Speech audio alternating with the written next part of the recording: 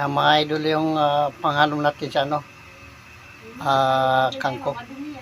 Yan no, paprituin natin kasi para may sabor tayo ng kangkong, adobong kangkong. Tapos ito naman, bulad o tinatawag na to yung isda sa Tagalog mga idol.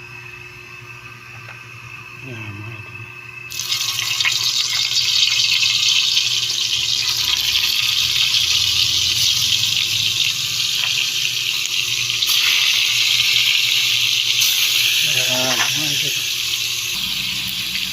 Mga idolong prito natin kanina nag-adobo tayo ng ano, kangkong.